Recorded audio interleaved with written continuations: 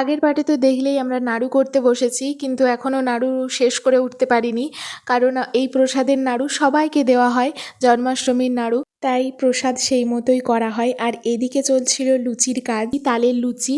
তো এগুলো করতে করতে সবার লাস্টে হয় আমাদের মুড়কি।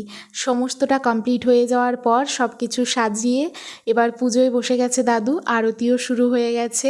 জন্মাষ্টমীর পুজোও কিন্তু দাদুই করে, মানে দাদুই সমস্ত পুজোটা করে, কিন্তু ওই বড় বড় পুজোগুলো, মানে ধরো কালী পুজো, দীপাবলিতে যেটা, তারপর ফলহারিণী, রটন্তী, এইগুলো আমাদের ব্রাহ্মণ আসে, আর একমাত্র পূর্ণিমা পুজোতে ব্রাহ্মণ আসে, তা বাকি সবটাই দাদুই করে। আর কীর্তনের সাথে সাথেই সেদিন শেষ হলো আমাদের জন্মাষ্টমীর পুজো।